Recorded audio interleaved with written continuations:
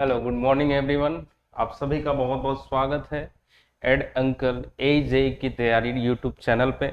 और आज मैं Ravi Pratap Rao with more than 6 years of teaching experience मैं आपके साथ एक सब्जेक्ट स्टार्ट करने आया हूँ, that is building material and concrete technology. So comment करके सबसे पहले आप बता दीजिए आई एम ऑडिबल और visual or not. Let me check first. Okay, तो आप सभी तक मेरी आवाज लाउड एंड क्लियर पहुंच रही है। तो जैसा कि देख रहे हैं हम लोग Shapath batch JEE 2023-24 building material and concrete technology, and ये सब्जेक्ट कंप्लीट करा रहा हूं मैं Ravi Pratap Rao, civil engineering faculty with more than 6 years of teaching experience. तो जैसा कि शपथ पे बहुत सारे सब्जेक्ट चल रहे हैं, इसी के साथ साथ मैं एक नया सब्जेक्ट लेके आया हूं, that is building material and concrete technology. अब इस सब्जेक्ट को स्टार्ट करने से पहले मैं कुछ चीजें आपको बता दूं। पहले तो आप लोग सबसे पहले अपने दोस्तों के साथ शेयर कर लीजिए, और जितने भी फ्रेंड सर्कल हैं, जितने भी ग्रुप हैं, हर जगह शेयर कर लीजिए, हर जगह शेयर कर लीजिए, सो दैट मैक्सिमम स्टूडेंट को इससे बेनिफिट मिल सके। क्योंकि हम लोग ये सब्जेक्ट जो पढ़ने जा रहे हैं वो जेई के लिए बहुत बहुत ज्यादा इंपॉर्टेंट है। जेई और ए एग्जाम के लिए बहुत बहुत ज्यादा इंपॉर्टेंट है।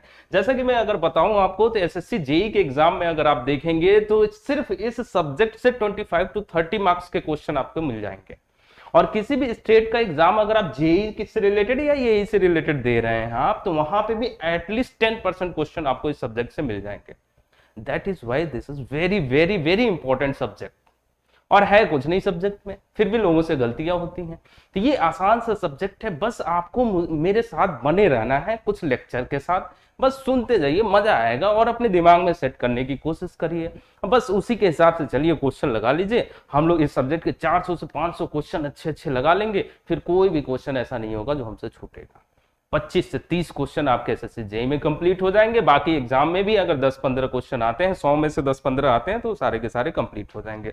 जैसा कि आपको पता ही है, डीडीए का एग्जाम आ रहा है आपका, एटीसी का आ गया, एयरपोर्ट अथॉरिटी का एग्जाम आ गया। तो ये सारे एग्जाम जो आने वाले हैं उनमें हम लोग कवर कर लेंगे। Okay, so let's start our topic without wasting our time, that is building material and concrete technology. Actually क्या है कि हम लोग दो सब्जेक्ट एक्चुअली कवर करने जा रहे हैं, दो नहीं 3 सब्जेक्ट कवर करने जा रहे हैं। एक बिल्डिंग मटेरियल, दूसरा बिल्डिंग कंस्ट्रक्शन, और तीसरा कंक्रीट टेक्नोलॉजी। हम लोग 3 सब्जेक्ट कवर करने जा रहे हैं। बट बात ये होती है कि मेजर पोर्शन जो होता है वो किसका होता है? बिल्डिंग मटेरियल और कंक्रीट टेक्नोलॉजी का होता है। बहुत छोटा सा पोर्शन बिल्डिंग कंस्ट्रक्शन का इसके अंदर होता है, और जो होता है वो हम लोग कवर कर लेंगे, कोई दिक्कत वाली बात नहीं है। जैसे अगर मैं बात करूं कौन कौन से चैप्टर हैं इसमें, कौन कौन से टॉपिक्स हैं जो आपको पढ़ने हैं, जैसे सीमेंट पढ़ना है, concrete, aggregate, lime, brick, building stone, timber, paint, varnish, distemper, glass, stair, steel and stair, doors, window, ये सारे छोटे छोटे टॉपिक। 9th और 10th चैप्टर तो आपका मिसलेनियस में आ गया। हालांकि मैंने बांट दिया है 2 चैप्टर में, क्योंकि एक एक चैप्टर में थोड़ा सा 3 टॉपिक कवर कर लेंगे, और ये 2 टॉपिक जो है एक चैप्टर में कवर कर लेंगे। तो ये सिनेरियो है आपका, ये सारा सिलेबस है। अब ये सारा जो सिलेबस लिखा हूं वो हर एक एग्जाम के लिए है, केवल एसएससी जेई के एग्जाम के लिए नहीं है। आप डीडीए का एग्जाम देने जा रहे हैं, उसमें भी ये सारी चीजें पूछी जाएंगी। आप कोई भी एग्जाम देने जा रहे हैं, जूनियर एग्जीक्यूटिव का आया एयरपोर्ट अथॉरिटी में, उसमें भी देने जाएंगे, तो उसमें थोड़ा सा फिजिक्स वाले से ज्यादा पूछ दिया जाएगा, इधर से थोड़ा कम पूछा जाएगा, पूछा भी नहीं जा सकता है। लेकिन और भी सारे एग्जाम जो भी होंगे, स्टेट के जो भी जेई के एग्जाम होंगे, उन सारी जगहों पे यहाँ से क्वेश्चन आपको मिलेंगे। सिलेबस अप्रोक्सीमेटली यही रहता है। अब क्या होता है, मैं इसको बताऊंगा अगर, तो ये बिल्डिंग मटेरियल मैंने बोला आपसे, बिल्डिंग मटेरियल बोला अगर आपसे, तो बिल्डिंग मटेरियल अगर मैं बोल रहा हूं, ओके, तो बिल्डिंग मटेरियल की बात करें तो सीमेंट क्या है? बिल्डिंग मटेरियल है। सीमेंट क्या है? बिल्डिंग मटेरियल है। आगे उसके क्या है? कंक्रीट है, बिल्डिंग मटेरियल है। अरे बिल्डिंग मटेरियल ये भी है। ओके, थर्ड चैप्टर क्या है? थर्ड चैप्टर अगर आप देखेंगे तो वो भी क्या हुआ, वो भी क्या है आपका? एग्रीगेट, ये भी बिल्डिंग मटेरियल है। लाइम, ये भी बिल्डिंग मटेरियल है। ब्रिक भी बिल्डिंग मटेरियल है। स्टोन भी है, टिम्बर भी है, पेंट भी है, वार्निश भी है, डिस्टेंपर भी है, ग्लास भी है, प्लास्टिक भी है, स्टील भी है। स्टेयर जो होता है ये कंस्ट्रक्शन का पार्ट हो जाता है। डोर्स एंड विंडो भी अगर देखें तो मटेरियल के तौर पे भी पढ़ा जाता है और इसे कंस्ट्रक्शन के पार्ट में भी काउंट किया जाता है। तो ये सारे पार्ट हैं। अब इसमें क्या हुआ, कुछ कुछ चीजें कंस्ट्रक्शन की आ जाती हैं, जैसे आपका एक और आ जाएगा ब्रिक मेजनरी, हम लोग ब्रिक चैप्टर में पढ़ लेंगे। Brick masonry stone masonry similar होता है, थोड़े बहुत चेंजेस होते हैं, वो मैं कवर कर लूंगा, वो सारा ब्रिक में आ जाए, पढ़ा दूंगा मैं। तो वो भी किसका पार्ट हो गया, कंस्ट्रक्शन का पार्ट हो गया। तो बिल्डिंग कंस्ट्रक्शन का बहुत छोटा सा पार्ट है, but we have to cover it. और बात ये होती है कि ये तो बिल्डिंग मटेरियल हो गया, मैक्सिमम पोर्शन आपको बिल्डिंग मटेरियल के दिखाया मैंने, बिल्डिंग कंस्ट्रक्शन के बहुत कम दिखाए। अब ये दूसरा सब्जेक्ट जो मैं बोल रहा हूं कंक्रीट टेक्नोलॉजी, ये क्या मैं बोल रहा हूं आपसे, एक्चुअली क्या है, कंक्रीट टेक्नोलॉजी की अगर बात करी जाए तो कंक्रीट के बारे में अगर आप डिटेल में स्टडी कर रहे हैं, दैट इज कंक्रीट टेक्नोलॉजी। और कंक्रीट के कौन कौन से इंग्रेडिएंट होते हैं, सीमेंट होता है, वाटर होता है, कोर्स एग्रीगेट होता है, फाइन एग्रीगेट होता है, और समटाइम्स कभी कभी आप एडमिक्सर ऐड करते हैं। तो इन सारे इंग्रेडिएंट के बारे में अगर आप पढ़ेंगे डिटेल में और इनको मिक्स करने के बाद इनके अंदर, इस कंक्रीट के अंदर क्या क्या प्रॉपर्टीज आ रही हैं, वो सारी चीजें किसके अंदर आ जाएंगी, कंक्रीट टेक्नोलॉजी के अंदर आ जाएंगे। तो भाई कंक्रीट टेक्नोलॉजी में आप मेन किस पे ध्यान देंगे, जो इंग्रेडिएंट हैं, कौन कौन से इंग्रेडिएंट हैं, सीमेंट है, कंक्रीट है, एग्रीगेट है, यही तो कंक्रीट के, सीमेंट कंक्रीट के सारे इंग्रेडिएंट हैं। इसमें एक और चीज आएगा एडमिक्सचर, वो कंक्रीट चैप्टर के अंदर कवर करेंगे हम लोग। तो सारी चीजें जो हैं अगर आप इनको केवल पढ़ रहे हैं तो ये सारा का सारा किस में आ जाता है, कंक्रीट टेक्नोलॉजी में आ जाता है, सिंपल सी बात।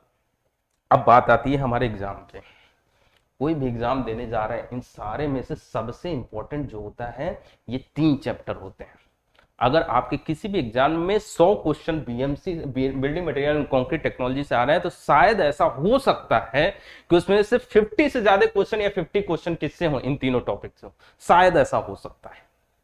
कोई भी एग्जाम देने जा रहे हैं, आप स्टेट का भी एग्जाम देंगे तो वहां पे भी यही हाल आपको दिखेगा।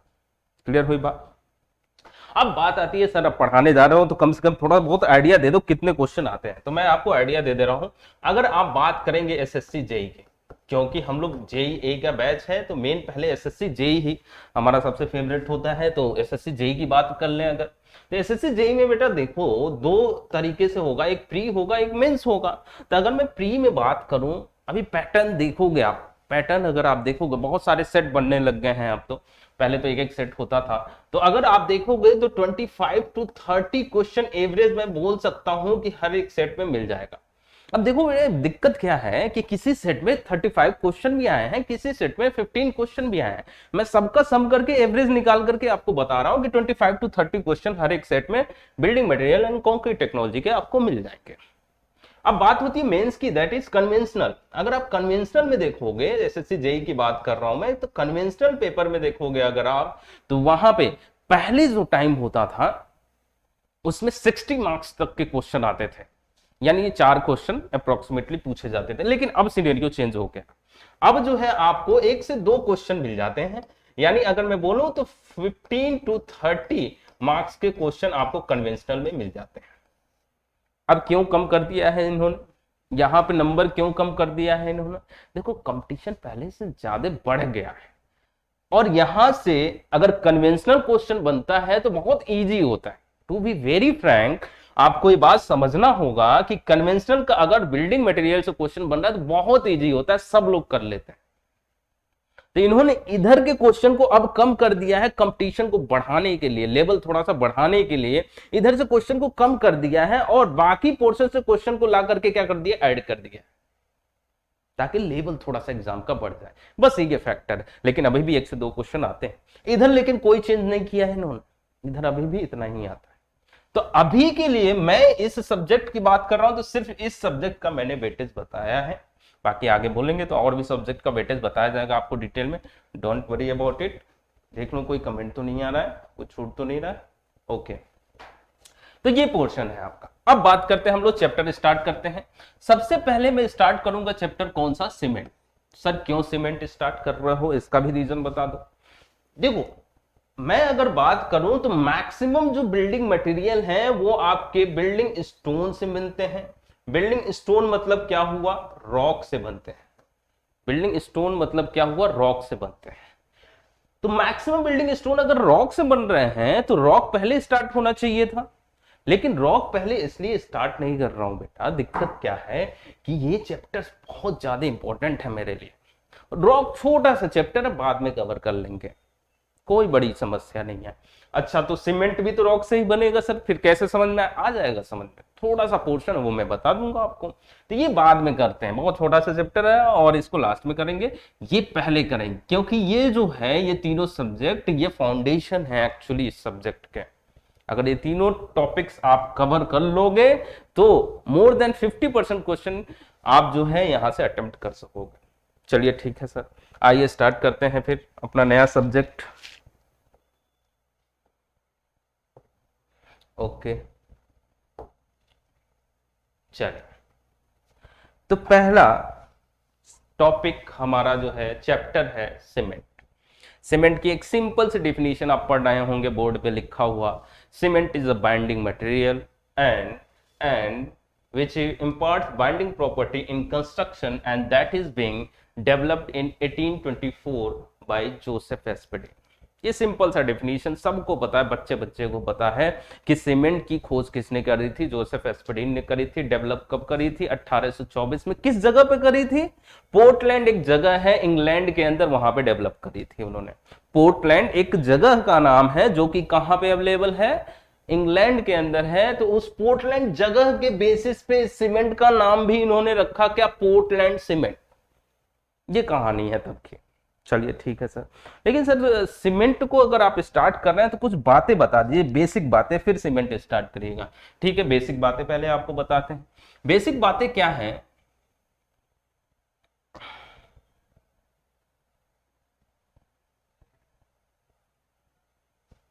एक सेकेंड,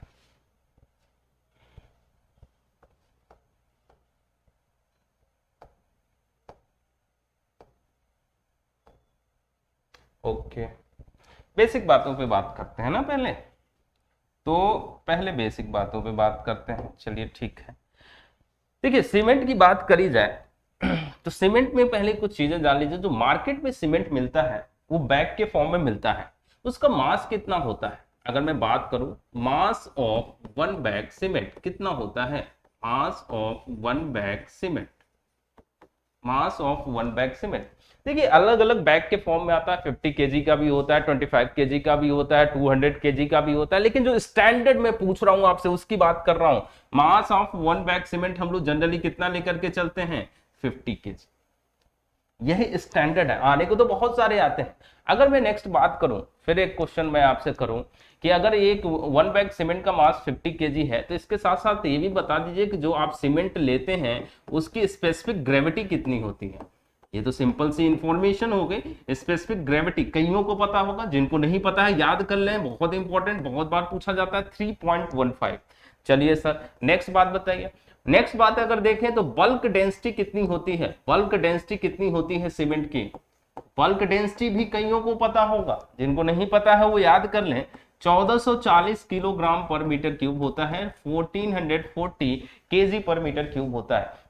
देखिए पहले थोड़ी छोटी छोटी बातों को समझते हुए चलते हैं, बेसिक से चलेंगे ऊपर तक। ये क्या है? अगर आप बात कर रहे हैं बल्क डेंसिटी, डेंसिटी क्या है? बल्क डेंसिटी क्या है?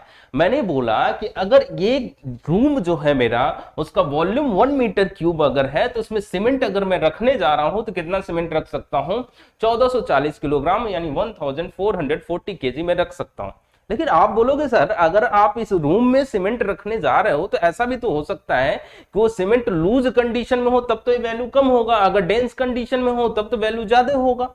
ऑब्वियस सी बात है। तो ये कौन सी वैल्यू है? ये लूज कंडीशन में आपने सीमेंट को रखा है 1 मीटर क्यूब जगह में, या डेंस कंडीशन में रखा है सीमेंट को 1 मीटर क्यूब जगह में? ये डिपेंड करेगा। अच्छा सर, तो ये कौन सी वैल्यू है? अब इसी बात को समझते हैं। देखिए अगर आप लूज कंडीशन में रखेंगे, लूज कंडीशन में रखेंगे अगर, यानी उसे कॉम्पैक्ट नहीं करेंगे, तब ये वैल्यू जो होगी, ये जो वैल्यू होगी ये कम आएगी। ये जो वैल्यू होगी वो कम आएगी। और कितनी आती है ये लगभग जो आती है 1102 किलोग्राम पर मीटर क्यूब, और ये निकल करके आता है 1620 किलोग्राम पर मीटर क्यूब। डेंस कंडीशन में ज्यादा निकल करके आता है, लूज कंडीशन में कम निकल करके आता है। तो सर ये कौन सी वैल्यू? ये तो बीच की वैल्यू है। ये बीच की वैल्यू है, यानी जो बल्क डेंसिटी स्टैंडर्ड वैल्यू आपको बताई जा रही है वो वैल्यू है जो ना तो ज्यादा डेंस है ना तो ज्यादा लूज कंडीशन में है, यानी मॉडरेट कंडीशन में है, वो ये डेंसिटी है। Bulk density. बात समझ में आ गई? बहुत सिंपल सी बात मैंने आपको बताई, ठीक है। ये सिंपल सी जानकारी पहले दे रहा हूं मैं आपको, फिर सीमेंट स्टार्ट करूंगा डिटेल में। अब बताइए सर, अब बताइए अगर ये मास पता चल गया 1 बैग सीमेंट का, स्पेसिफिक ग्रेविटी आपको पता चल गया 3.15 होता है, बल्क डेंसिटी आपको बता दिया 1440 किलोग्राम पर मीटर क्यूब होता है, सारी जानकारी मिल गई, तो क्या मुझे एक बात ये बता सकते हैं आप, क्या मुझे एक बात ये बता सकते हैं कि the volume of 1 bag cement क्या होगा? वॉल्यूम ऑफ 1 बैग सीमेंट क्या होगा? क्या बता सकते हैं आप ये बात? यस सर, बता सकते हैं, बहुत इजी तरीके से बता सकते हैं। कैसे? अगर आपको सारी चीजें पता है, सारी चीजें कौन सी सारी चीजें पता है? अरे डेंसिटी पता है, मास पता है, डेंसिटी पता है, मास पता है, वॉल्यूम पूछ रहा है, हमने तो स्कूल में पढ़ रखा। ये जो काम है ये तो बच्चे भी बता देंगे। कैसे sir? Density is equal to mass upon volume, formula लगा करके। कैसे? अगर यहां से कैलकुलेट किया जाए तो क्या निकल करके आएगा? वॉल्यूम पूछ रहा हूं मैं आपसे, तो ठीक है, वॉल्यूम क्या हो जाएगा? मास अपॉन डेंसिटी हो जाएगा। सर वॉल्यूम किसका पूछ रहा हूं मैं? 1 बैग सीमेंट का पूछ रहा हूं, तो 1 बैग सीमेंट का मास कितना है? अरे 50 केजी, अभी तो बताया स्टैंडर्ड वैल्यू। डेंसिटी कितना होता है सीमेंट का? अरे स्टैंडर्ड वैल्यू आपको बता रखा है, कितना होता है? 1440 किलोग्राम पर मीटर क्यूब। बहुत बेसिक सी जानकारी मैंने आपको बताई, इसको डिवाइड किया, डिवाइड करने के बाद कितना आ जाएगा सर? अप्रोक्सीमेटली जो आएगा 0.0347 मीटर क्यूब।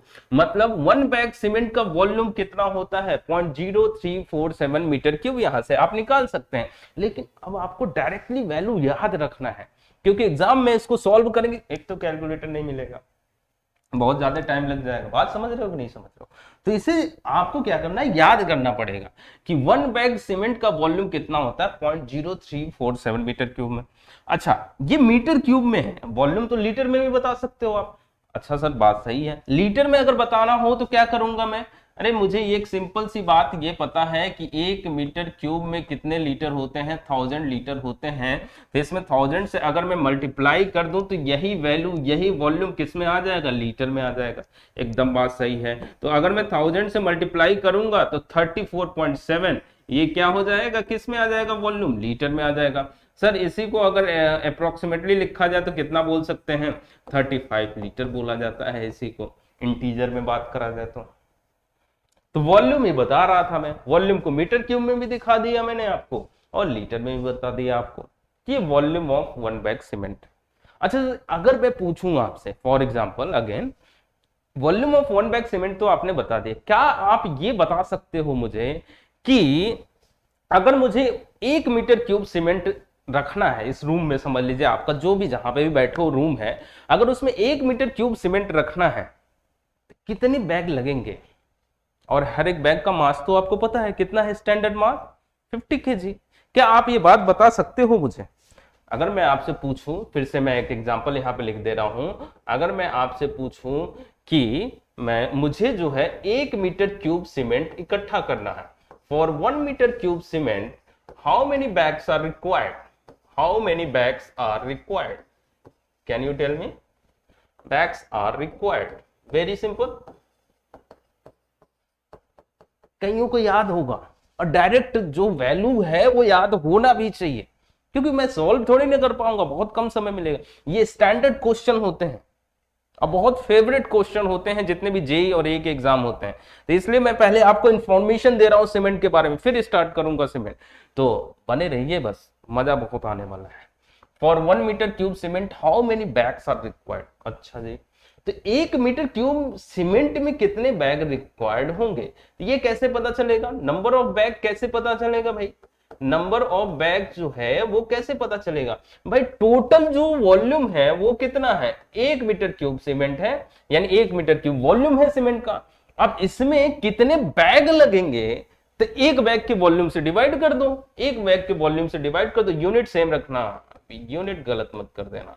तो 0.0347 मीटर क्यूब। अगर ये लीटर में बोलता तो मैं लीटर वाले से डिवाइड कर देता, सिंपल। बात समझ में आएगी नहीं? तो यहां से अगर आप डिवाइड करेंगे तो ये जो आएगा ये आएगा 28.8 बैग्स आएंगे। फिर से ये सॉल्व थोड़ी नहीं कर पाएंगे। अगर इंटीजर में लिखना हो तो कितने बैग बोलूंगा मैं? 29 बैग्स बोलूंगा। यानी 1 मीटर क्यूब सीमेंट के लिए आपको कितने बैग चाहिए? 29 बैग चाहिए आपको, तब जाकर के 1 मीटर क्यूब सीमेंट आपके वहां इकट्ठा हो पाएगा। अच्छा एक और छोटी सी बात और बता दीजिए जरा मुझे, एक और एग्जांपल ले लूं मैं, अगर मैं बोलूं अब जो है ना, एक काम करता हूं, एक यूनिट ले लेता हूं, चलो ठीक है, एक यूनिट लिया। यूनिट का मतलब क्या हुआ सर? एक यूनिट का मतलब समझ लीजिए एक बकेट है, एक वाटर बोतल है, कुछ भी ले लीजिए आप, एक बैग है, उसका मैं आपको ना वॉल्यूम बता रहा हूं, 0.0347 मीटर क्यूब है।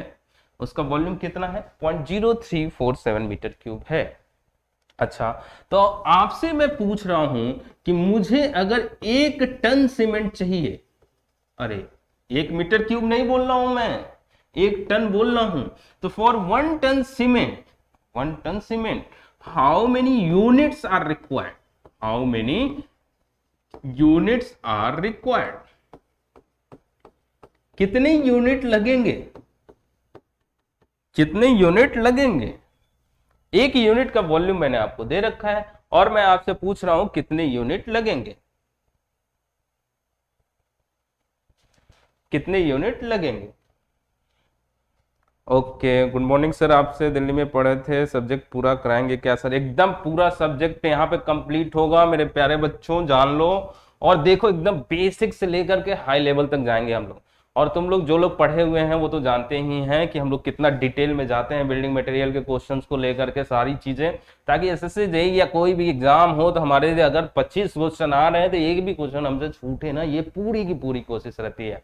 तो पूरा सब्जेक्ट डिटेल में होगा। और इवन मैं कई क्लासेस में प्लास्टिक ग्लास वगैरह नहीं कराता हूं, लेकिन यहाँ पे कराऊंगा। मैंने आपको सिलेबस पहले ही दिखा दिया, 10th चैप्टर में डिवाइड किया, वो सारी चीजें कंप्लीट होंगी, डोंट वरी अबाउट इट। बस आप मेरे साथ जुड़े रहिए, डेली इसी टाइम पे आऊंगा मैं, डेली आऊंगा, डेली आइए, क्लास करिए 1 घंटा, आपको मजा आने लग जाएगा। और फिर ये क्वेश्चन चुटकियों में होंगे, चुटकियों में होंगे, टेंशन वाली कोई बात है ही नहीं, ठीक है।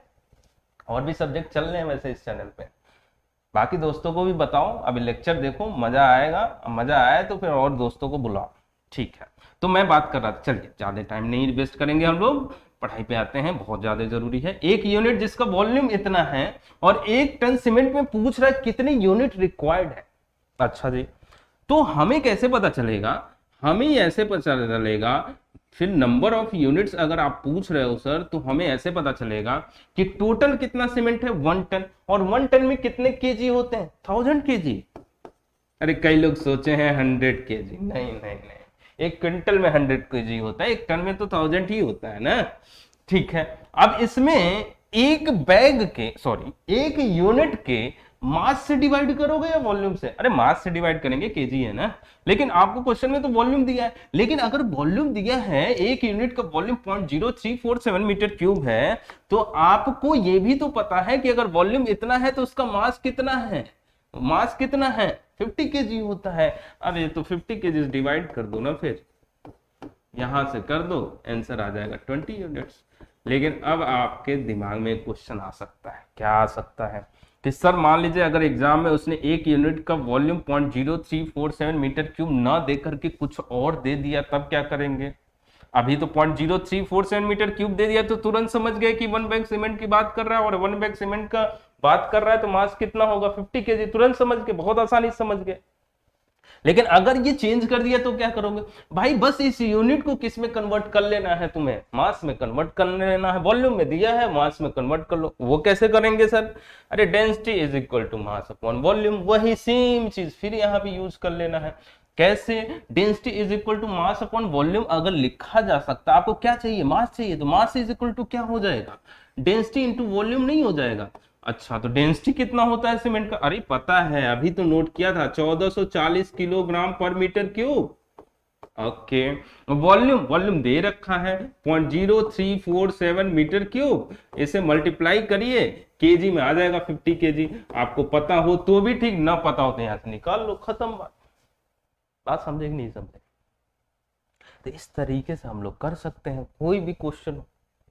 ये कैसे क्वेश्चन थे? ये डेटा पे बेस्ड क्वेश्चन थे, हमारे इस चैप्टर के अंदर ये नहीं आएंगे, इसलिए मैंने पहले कवर कर लिया। बात समझ रहे हो?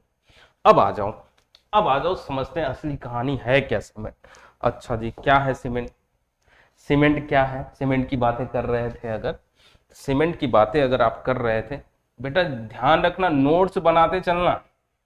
नोट्स अपना जो खुद का बनाया हुआ नोट्स होता है ना, वो सबसे ज्यादा जरूरी होता है, क्योंकि बाद में वही काम आएगा। सब जिंदगी में साथ छोड़ देंगे, लेकिन अपना नोट्स जो होता है जिंदगी में साथ नहीं छोड़ता है कभी भी। असल मौके पे वही काम आएगा। एग्जाम के एक दिन पहले तुम्हें रिवीजन करना है, किसी और का नोट्स पकड़ा दूंगा हाथ में, थक जाओगे एक बार भी, लेकिन कुछ पल्ले नहीं पड़ेगा। लेकिन खुद का नोट्स रहेगा तो क्या पता 10 मिनट में पूरा का पूरा सब्जेक्ट रिवाइज हो सकता है। इसलिए मैं ये बात बोल रहा हूं। ठीक है चलो, बाकी आपकी मर्जी, नोट्स तो हम लोग देंगे, उसकी कोई टेंशन है नहीं। लेकिन अगर आप अपना नोट्स भी बनाते हो तो बहुत अच्छा, बहुत अच्छा। नोट्स नहीं बना रहे हो, जो आलसी लोग हैं, कुछ लोग नहीं बनाएंगे, उनके लिए तो अवेलेबल होगा ही नोट्स, कोई बात। ठीक, तो हम बात कर रहे थे अब सीमेंट की। सीमेंट क्या है? बाइंडिंग मटेरियल है जो कंस्ट्रक्शन में यूज हो रहा है, और इसको डेवलप किया था किसने? जोसेफ एस्पडीन ने। चलिए ठीक है। अब क्या होता है, एक चीज और समझे हम लोग, कि ये जो सीमेंट होता है इसके अंदर, सीमेंट के अंदर कोहेसिव एंड एडहेसिव दोनों टाइप की प्रॉपर्टी होती है, which has cohesive and adhesive property. बहुत बेसिक से बताऊं, सबको पता होगा, लेकिन अगर कुछ मैं बोला, मैं एकदम बेसिक से बातें बताऊंगा और अपर लेवल तक ले जाऊंगा, तो बेसिक जान लें। कोहेसिव और एडहेसिव, कोहेसिव मतलब सेम कैरेक्टरिस्टिक्स वाले पार्टिकल को भी कंबाइन करेगा, और एडहेसिव डिफरेंट कैरेक्टरिस्टिक्स वाले पार्टिकल को भी कंबाइन करेगा। तो क्या मतलब हुआ? सीमेंट के साथ अगर कोई और चीज, सीमेंट आएगा तो भी कंबाइन करेगा, और सीमेंट के साथ एग्रीगेट यानी डिफरेंट कैरेक्टरिस्टिक्स वाला पार्टिकल एग्रीगेट आ गया तो उसको भी कंबाइन करेगा। तो ये दोनों टाइप की प्रॉपर्टी होती है किसके अंदर? सीमेंट के अंदर।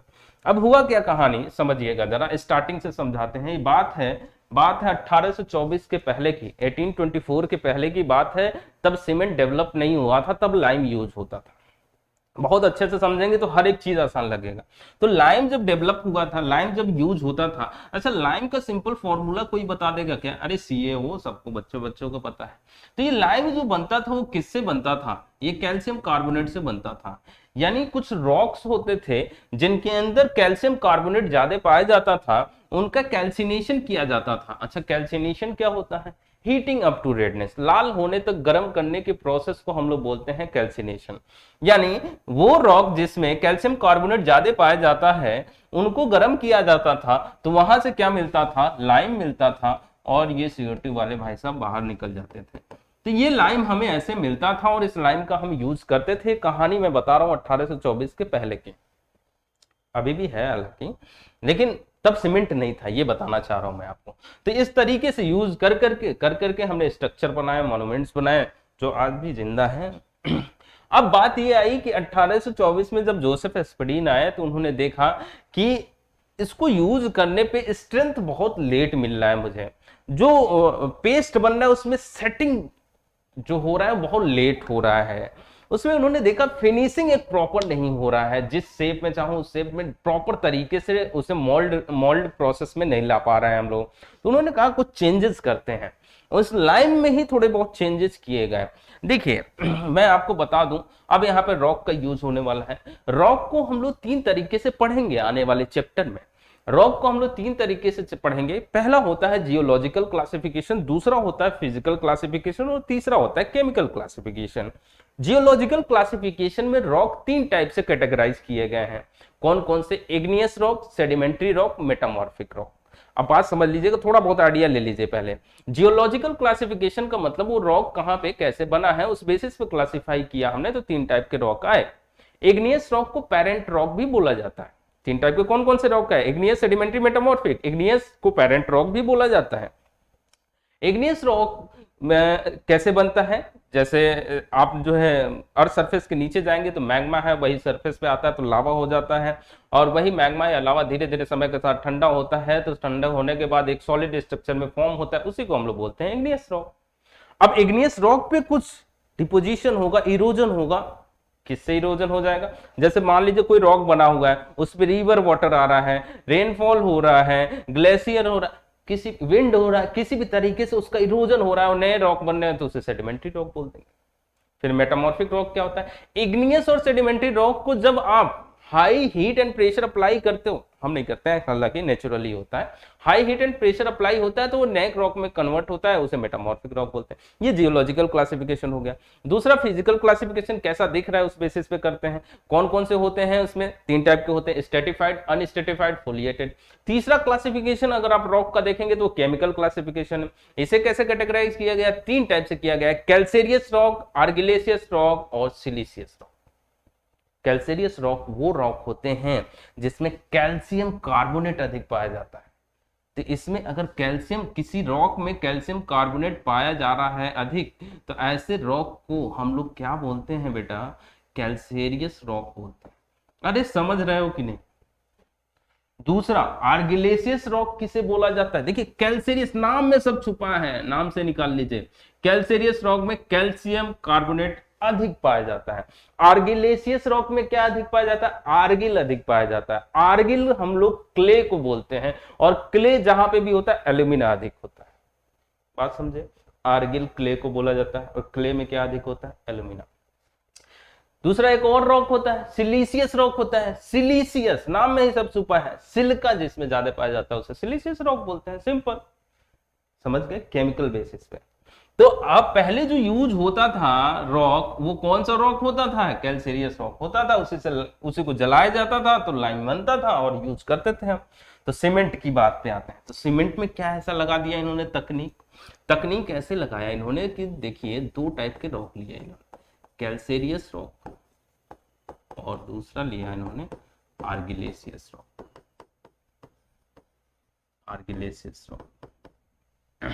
तो कैल्सेरियस रॉक जनरली जो लिया जाता है 75% तक लिया जाता है। आर्गिलेशियस रॉक जनरली जो लिया जाता है 25% तक लिया जाता है। अब देखिए कैल्सेरियस रॉक के कुछ एग्जाम्पल भी अगर आप जानना चाहें तो मैं आपको बता दूं। कैल्सेरियस रॉक के कुछ एग्जाम्पल जैसे जैसे जैसे बोल लीजिए आप, मरीन शेल, ओके सर, और कुछ बताइए जरा, और आप ले लीजिए मार्ल और लाइमस्टोन। ये सारे मैं एग्जांपल बता रहा हूँ किसके, कैल्सेरियस रॉक के। अगर आपको सीमेंट बनाना है तो इनमें से कोई एक उठा लीजिएगा, आर्गिलेशियस वाला जो बताऊंगा उनमें से एक उठा लीजिएगा, दोनों को मिक्स करके जला लीजिएगा, बर्निंग कर लीजिएगा, उसके बाद सीमेंट मिल जाएगा। बात समझे कि नहीं समझे। ये सारे कैल्सेरियस रॉक है। आर्गिलेशियस रॉक के कुछ एग्जाम्पल बता दो सर। सेल हो गया, क्ले हो गया, स्लेट हो गया, ब्लास्ट फर्नेस स्लैग हो गया। ये सारे क्या किसके एग्जाम्पल हैं, ब्लास्ट फर्नेस स्लैग, ये सारे किसके एग्जाम्पल हैं, आर्गिलेशियस रॉक के एग्जाम्पल। ठीक है, तो अब देखा आपने, पहले लाइम यूज होता था, थोड़ा बहुत चेंज कर दिया गया, आर्गिलेशियस रॉक को इंक्लूड कर दिया गया, इन दोनों को मिला करके जलाया गया, बर्निंग करी गई 1400 से 1500 डिग्री सेल्सियस पे। उससे जो सीमेंट मिला उसे सीमेंट हम लोग यूज कर रहे हैं, जिसमें बहुत सारी चेंजेस हमें देखने को मिले कि स्ट्रेंथ जल्दी मिल जा रहा है, सेटिंग जल्दी हो जा रही है, फिनिशिंग अच्छा आ रहा है, ये सारी चीजें देखने को मिली। तो थोड़ा सा चेंज किया गया। तो अगर आप सीमेंट को समझे ना, तो सीमेंट की जो कहानी है वो लाइम से ही इंस्पायर्ड है। यानी लाइम पहले यूज होता था, फिर सीमेंट ले आए तो थोड़ा बहुत चेंज किए, बस हो गया काम, मेरा सीमेंट बन गया।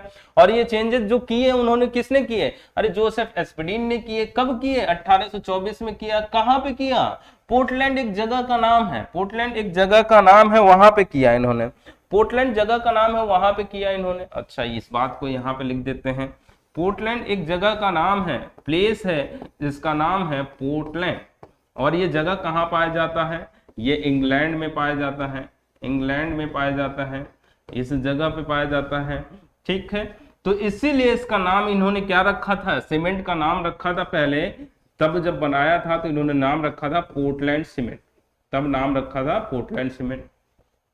बाद में इसको थोड़ा बहुत चेंजेस किए गए तो ऑर्डिनरी पोर्टलैंड सीमेंट बोला जाने लग गया, जो कि ओपीसी नाम से आज भी जाना जाता है। आज भी मार्केट में जाएंगे तो ओपीसी, ऑर्डिनरी पोर्टलैंड सीमेंट नाम से जाना जाता है। तो पोर्टलैंड सीमेंट का अब नाम जो हो गया है वो क्या हो गया है, ऑर्डिनरी पोर्टलैंड सीमेंट हो गया है ना, ऑर्डिनरी पोर्टलैंड सीमेंट हो गया है ना। ठीक है, ये कहानी समझ में आई हमें कि सीमेंट की कहानी क्या है, ये मैं सिर्फ बताया आपको। तो ऑर्डिनरी पोर्टलैंड सीमेंट नाम हो गया है। हालांकि ओपीसी में ओपीसी में अलग अलग ग्रेड आते हैं, ओपीसी 33, ओपीसी 43, ओपीसी 53। हालांकि अगर आप देखें तो ओपीसी 63 भी शायद प्रैक्टिकली आपको देखने को मिल जाए, डीएमआरसी के प्रोजेक्ट में, दिल्ली मेट्रो रेलवे कॉर्पोरेशन के प्रोजेक्ट में कई जगहों पे देखने को मिल जाएगा, लेकिन हम लोग पढ़ते नहीं है तो वो हटाओ, उसको किनारे करो। 33, 43, 53 ग्रेड को पढ़ेंगे हम लोग। ये सारे ग्रेड जो बताते हैं, न्यूमेरिक वैल्यू बताते हैं 28 डेज पे स्ट्रेंथ। अगर इस सीमेंट को यूज करोगे ओपीसी 33 को तो 28 दिनों पे स्ट्रेंथ जो मिलेगा आपको वो 33 न्यूटन पर मिलीमीटर स्क्वायर मिलेगा। ऐसे 43 ओपीसी 43 क्या बताता है आपको कि अगर आप इस सीमेंट को यूज करोगे तो 28 दिनों पे 28 डेज पे आपको 43 न्यूटन पर मिलीमीटर स्क्वायर स्ट्रेंथ मिलने वाला है। ये कहानी हो गई सीमेंट की, ठीक है। अब एक कंक्लूजन पार्ट पे आते हैं, क्यों ओपीसी पढ़ रहे हैं। सीमेंट तो और भी नाम सुने हैं हमने, quick setting cement, low heat cement, rapid hardening cement, बहुत सारे नाम सुने हमने। ओपीसी क्यों पढ़ रहे हैं?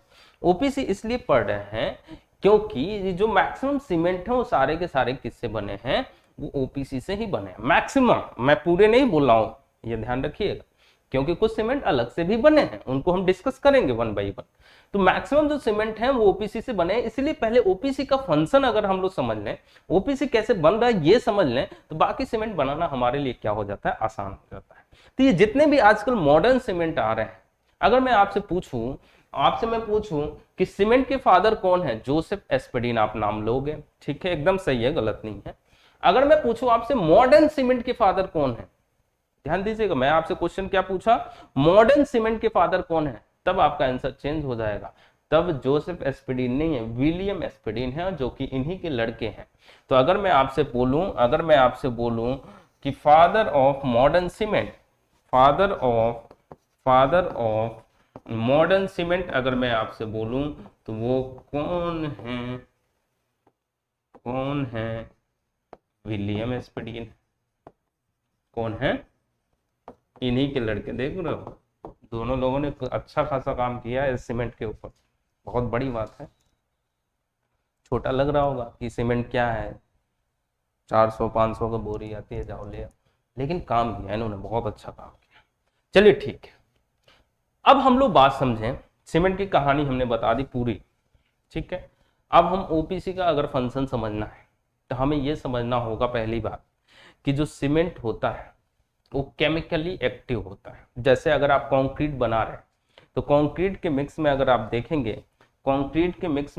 अगर आप, तो हमारे पास कंक्रीट में मेनली 4 इंग्रेडिएंट होते हैं, cement, water, coarse aggregate, fine aggregate, mainly admixture भी ऐड होता है, रिमेंबर दैट।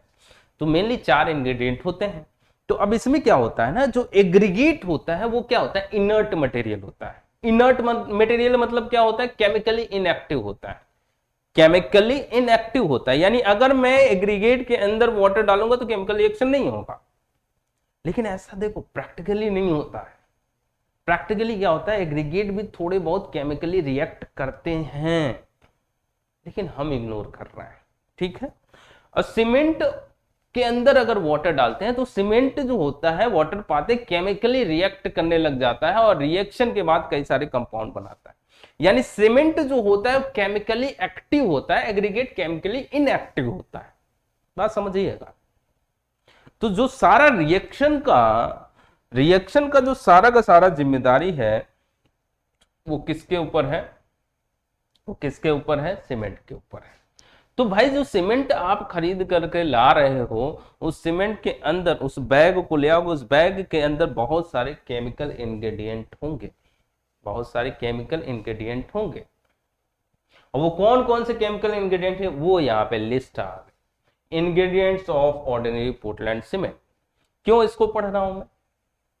अगर मुझे ओपीसी का फंक्शन समझना है तो सबसे पहले यह समझना होगा कि कौन कौन से इंग्रेडिएंट हैं, क्योंकि अगर सीमेंट बैग में सारे इंग्रेडिएंट हैं तो सीमेंट बैग में से सीमेंट निकालूंगा, वाटर ऐड करूंगा, तो वाटर डालते ही वो केमिकल रिएक्शन स्टार्ट होगा और केमिकल रिएक्शन के चलते वो आपस में एक कॉम्प्लिकेटेड कंपाउंड्स बनाएंगे और वही कॉम्प्लिकेटेड कंपाउंड्स अपना काम करेंगे। और उन कंपाउंड्स का नाम क्या है, C3A, C4AF, C3S, C2S। ये कंपाउंड अपना अलग अलग काम करेंगे। बात समझ रहे हो? तो वो कंपाउंड जो अलग अलग काम कर रहे हैं वो किसकी मदद से बन रहे हैं, इनकी मदद से बन रहे हैं। क्यों इनकी मदद से बन रहे हैं? क्योंकि सीमेंट में जो केमिकली एक्टिव होता है, यानी वाटर डालते ही आपस में क्या करेंगे, रिएक्ट करेंगे। तो हमें ये बैग में इतना रखना पड़ेगा कितना रखना पड़ेगा भाई, बात कर लेते हैं। तो हम बात करें ingredients of OPC, lime, silica, alumina, iron oxide, magnesium, sulphur, alkalis. कई लोगों के दिमाग में आ रहा, सर ने एक छोड़ दिया, क्या छोड़ दिया? जिप्सम। जिप्सम अभी छोड़ा है, क्योंकि जिप्सम जब मिलाया जाता है तब मैं आपको बता दूंगा, तो ये मत समझना कि छूट गया। जिप्सम कब मिलाया जाता है? लास्ट में मिलाया जाता है, तो मैं आपको बताऊंगा, ठीक है, छूटा नहीं है। चलिए सर, तो लाइम, सिलिका, ये जो सारी चीजें जो बैग में सीमेंट आता है उसमें अगर ये रहते हैं तो किस फॉर्म में रहते हैं? सबसे पहली चीज जान लीजिए, एक सेकेंड, सबसे पहली चीज जान लीजिए कि ये जो रहता है ये किस फॉर्म में रहता है? ऑक्साइड के फॉर्म में रहता है। CaO, सारे के सारे ऑक्साइड के फॉर्म में। SiO2, alumina, Al2O3, iron oxide, Fe2O3, magnesia, MgO, सारे ऑक्साइड के फॉर्म में रहेंगे। SO3, एल्कली जो जनरली आप देखोगे वो सोडा और पोटास के फॉर्म में दिख सकता है आपको सीमेंट के अंदर।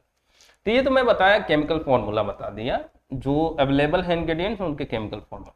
नेक्स्ट पॉइंट क्या है? नेक्स्ट पॉइंट ये है कि अगर ये पाए जा रहे हैं तो इनकी क्वांटिटी कितनी होती है सीमेंट के अंदर, तो आपको मैं परसेंटेज के रूप में बता दे रहा हूं।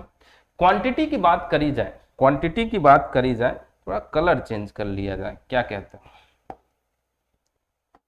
कलर चेंज कर लिया जाए, व्हाइट किया जाए, देखा जाए व्हाइट कैसा लग रहा है। तो लाइम जो होता है सीमेंट के अंदर वो कितना होता है? 60 to 67% होता है। सिलिका कितना होता है? 17 to 25%। ये सारी अप्रोक्सीमेट वैल्यूज होती हैं, कोई फिक्स नहीं है कि 60 to 6, इसलिए एक आपको रेंज में बताया जाता है। एल्यूमिना कितना होता है? 3 to 8% होता है। आयरन ऑक्साइड कितना होता है? 0.5 to 6% पाया जाता है। मैग्नीशियम कितना पाया जाता है? 0.5 to 4%। सल्फर कितना पाया जाता है? 1 से 3%।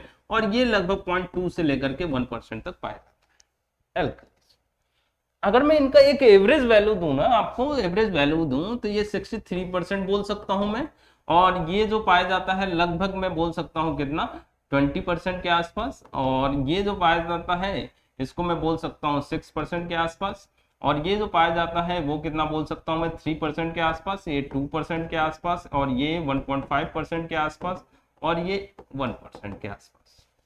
तो इस तरीके से एक एवरेज वैल्यू मैंने आपको बता दी कि सीमेंट जो आता है उस सीमेंट के अंदर ये सारे इंग्रेडिएंट इतने परसेंटेज के रूप में पाए जाते हैं। ठीक है, कहानी इतनी तक तो सही है। चलिए अब ये बताइए मुझे, ये सारे इंग्रेडिएंट जो पाए जा रहे हैं या इंग्रेडिएंट जो आप दे रहे हो मुझे सीमेंट के अंदर, ये क्या सारे जरूरी हैं? देखिए सारे तो नहीं जरूरी हैं, लेकिन जो शुरू के 4 हैं ये मेन इंग्रेडिएंट हैं।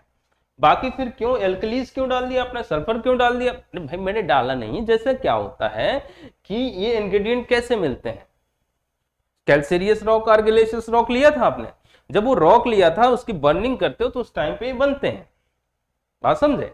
तो ये बनते हैं, तो क्या केवल यही बनते हैं? ये भी बन जाते हैं भाई, ये भी आ जाते हैं इनके साथ। लेकिन अगर एक लिमिटेड अमाउंट में है, कौन से लिमिटेड अमाउंट में, जो मैंने बताया है, तो कोई दिक्कत खास नहीं करते हैं। लेकिन अब इनका अमाउंट बढ़ जाएगा, बाकियों का कम हो जाएगा, तब हमारे लिए दिक्कत होने लग जाएगा। तो क्या है, अगर इतने अमाउंट में रह रहे हैं तो क्या काम करेंगे, बात समझिए, क्या काम करेंगे। आइए हम लोग रोल की बात करते हैं कि इनका रोल क्या होता है सीमेंट के अंदर। तो रोल की बात करी जाए अगर, बहुत अच्छे से समझिएगा, जो लाइम होता है उसका क्या रोल होता है? इसका रोल होता है ये सीमेंट के अंदर स्ट्रेंथ और साउंडनेस देता है, स्ट्रेंथ और साउंडनेस देता है, स्ट्रेंथ और साउंडनेस देता है। अच्छा स्ट्रेंथ तो समझ में आ रहा है, साउंडनेस क्या है? साउंडनेस क्या, साउंडनेस से क्या समझ रहे हो? साउंडनेस से हम लोग समझ रहे हैं कि जैसे मान लीजिए ये मार्कर है, फॉर एग्जाम्पल मार्कर है, इसको आज मैंने खरीदा, समय के साथ, टाइम के साथ इस पे वेदर का अटैक होगा, डिफरेंट एजेंसीज का अटैक होगा, तो ये क्या होगा, ये धीरे धीरे खराब होगा, यानी इसका वॉल्यूम चेंज होगा। तो इसके अंदर कौन सी प्रॉपर्टी, अनसाउंडनेस प्रॉपर्टी है। अगर ये टाइम के साथ इसके ऊपर वेदर का अटैक हो तो इसका वॉल्यूम चेंज नहीं हो रहा है, तो कौन सी प्रॉपर्टी है, साउंडनेस प्रॉपर्टी। तो अगर ये मैंने सीमेंट को यूज करके कोई भी स्ट्रक्चर बनाया, कोई भी स्ट्रक्चर सीमेंट को यूज करके बनाया, अगर टाइम के साथ उसके वॉल्यूम में कोई चेंज नहीं हो रहा है तो वो कौन सी प्रॉपर्टी है? साउंडनेस प्रॉपर्टी है। अगर टाइम के साथ उसके वॉल्यूम में चेंजेस हो रहे हैं तो वो कौन सी प्रॉपर्टी? अनसाउंडनेस प्रॉपर्टी है। तो साउंडनेस यानी वॉल्यूम को रिटेन करके रखेगा और स्ट्रेंथ देगा कौन? लाइन। बात समझे कि नहीं समझे? अच्छा सर, सिलिका की कहानी बताओ फिर। सिलिका कहीं पे भी आएगा, क्या देगा? ये स्ट्रेंथ देगा। आपके घर में रॉक यूज होता है किचन स्लैब में, किचन स्लैब देखें, ग्रेनाइट जनरली यूज होता है, देखिए हैवी होता है, बहुत अच्छी स्ट्रेंथ होती है, लेकिन महंगा भी होता है। सैंड स्टोन, जितने मॉन्यूमेंट्स देख रहे हैं, मैक्सिमम मॉन्यूमेंट्स किससे बने हैं? सैंड स्टोन से बने हैं। सैंड स्टोन में भी क्या अधिक पाया जाता है? सिलिका अधिक पाया जाता है, इसीलिए उसका स्ट्रेंथ अधिक होता है। ग्रेनाइट में भी सिलिका अधिक पाया जाता है, इसीलिए स्ट्रेंथ अधिक होता है। तो सिलिका जहां पे भी अधिक पाया जाएगा वहां स्ट्रेंथ थोड़ा सा बढ़ के ही मिलेगा। चलिए ठीक है, एल्यूमिना की बात करें हम। एल्यूमिना का काम क्या होता है? एल्यूमिना का काम होता है क्विक सेटिंग प्रॉपर्टी इंड्यूस करता है। ये quick setting property, quick setting property क्या होता है? थोड़ी सी आगे की कहानी है, लेकिन थोड़ा बहुत आइडिया लेना ही पड़ेगा हमें। सीमेंट से रिलेटेड कोई भी पेस्ट या मिक्स बनाते हो तो उसमें जब वाटर डालते हो तो एक पेस्ट बनाता है, और वो पेस्ट धीरे धीरे क्या होता है? सेट होता है, सेट होता है, हार्ड होता है। तो सेट होने में जो टाइम ले रहा है उसी को बोलते हैं सेटिंग टाइम। ये सेटिंग टाइम कौन कंट्रोल करता है? कौन गवर्न करता है? वो होता है एल्यूमिना। अगर ये ज्यादा अमाउंट में है तो तुरंत सेट हो जाएगा, कम अमाउंट में है तो टाइम ज्यादा लेगा। तो यहाँ पे जो अगर आप इतने अमाउंट में लेंगे तो तुरंत सेट कर देगा। अगर इतने अमाउंट में एल्यूमिना प्रेजेंट है आपके सीमेंट के अंदर तो जो वाटर डालोगे त्यो सीमेंट क्या हो जाएगा? सेट हो जाएगा। Quick setting property. Okay sir. Iron oxide का काम क्या होता है? आयरन ऑक्साइड का काम होता है कलर देना। सीमेंट का कलर कैसा होता है? सीमेंट का कलर कैसा होता है? ग्रेनिश ग्रे होता है। लेकिन इसमें जो डार्क कलर देता है वो कौन देता है? Iron oxide. जो लाइट कलर देता है वो कौन देता है? मैग्नीशिया देता है। तो कलर देता है, इसके साथ साथ ही थोड़ा बहुत स्ट्रेंथ और हार्डनेस भी देता है, बहुत कम, इग्नोर कर सकते हो आप चाहो तो, बहुत कम देता है स्ट्रेंथ और हार्डनेस। ठीक है, अब ये चार मेन इंग्रेडिएंट है जो होने चाहिए। आप देख भी रहे हैं यहाँ पे, इनके काम से ही लग रहा है कि होने चाहिए भाई, और कि ये काम है। बाकी इंग्रेडिएंट चले आए हैं तो जान लेते हैं। अगर इतने अमाउंट में आएंगे तो मैग्नीशिया भी क्या काम करेगा? कलर ही देता है। लेकिन मेन कलर के लिए कौन रिस्पॉन्सिबल होता है? आयरन ऑक्साइड होता है। ये भी स्ट्रेंथ और हार्डनेस देगा, और ये भी बहुत कम देगा, इससे भी कम देगा, इससे भी कम देगा, बात समझना। और सल्फर का काम क्या होता है? सल्फर का काम क्या होता है? ये साउंडनेस प्रॉपर्टी ये भी देगा, अगर इतने अमाउंट में है तो साउंडनेस प्रॉपर्टी देगा। एल्कलीज क्या देगा? इफ्लोरोसेंस। इफ्लोरोसेंस क्या होता है? इफ्लोरोसेंस क्या होता है? जितने भी व्हाइट पैचेस दिखते हैं आपको वॉल पे, वो क्या है? एक तरीके के इफ्लोरोसेंस ही तो हैं। किसकी वजह से आए हैं? एल्कलीज की वजह से आए हैं, एल्कलीज की वजह से आए हैं। तो ये भी चला आ रहा है, ये भी चला आ रहा है। तो ये क्या कर रहा है? व्हाइट पैचेस बना रहा है। तो व्हाइट पैचेस को कंट्रोल करना पड़ेगा, कैसे किया जाए? फ्लोरोसेंस को कंट्रोल करना पड़ेगा, कैसे किया जाए? दो उपाय हैं आपके पास। ये केवल एल्कलीज की वजह से नहीं बनता है। एल्कलीज अगर अवेलेबल है, चाहे सीमेंट में हो, चाहे ब्रिक में हो, चाहे एग्रीगेट में हो, चाहे वाटर में हो, कहीं पे भी अगर एल्कलीज हैं तो पानी पाते हैं, उनके साथ रिएक्शन करेंगे तब फिर व्हाइट पैचेस बनाएंगे, यानी फ्लोरोसेंस बनाएंगे। तो आप या तो पानी को रोको या एल्कलीज को रोको। तो अगर एल्कलीज को नहीं रोक पा रहे हो तो पानी को रोको, अगर एल्कलीज को रोक पा रहे हो तो पानी की कोई टेंशन है नहीं। तो देख लीजिए जैसी समस्या है उस हिसाब से इसका निवारण करना पड़ेगा आपको। तो ये बात हुई आपकी कि जब इतने इतने इतने इतने अमाउंट में रहेंगे तब की बात। अगर इन अमाउंट को ज्यादा कर दोगे तो क्या होगा? अगर इन अमाउंट को ज्यादा कर दोगे तो क्या होगा? बात समझ में आ रहा है? ये थोड़ा डिटेल में समझना होगा। तो ये हम लोग कल की क्लास में समझेंगे, ये हम लोग कल की क्लास में समझेंगे। ये तो समझ में आ गया कितना परसेंट होना चाहिए, क्या रोल है।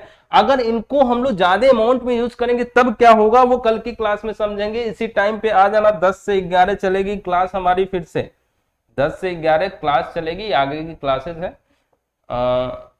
बाकी हम लोगों का टेलीग्राम चैनल है जेईई की तैयारी, यूट्यूब चैनल तो आप यहाँ अवेलेबल हैं ही, जेईई की तैयारी, तो ज्वाइन करिए इसको। और आज के लिए बस इतना ही, अलविदा लेते हैं आज के लिए फिलहाल, फिर मिलेंगे कल हम सेम टाइम पे 10 से 11। उसी सेशन को आगे करेंगे और समझेंगे कि अगर एक्सेस अमाउंट में सीमेंट के इंग्रेडिएंट आ गए तो क्या फर्क पड़ेगा। So thank you so much, मिलते हैं कल की क्लास में। और अपने दोस्तों के साथ शेयर करिए। आइए, अगर ज्यादा से ज्यादा संख्या में आएंगे तो और भी बहुत सारे सब्जेक्ट, बहुत सारे एग्जाम की तैयारी एकदम ईजी वे में करेंगे, एकदम हलवा बना लेंगे। चलिए, थैंक यू सो मच।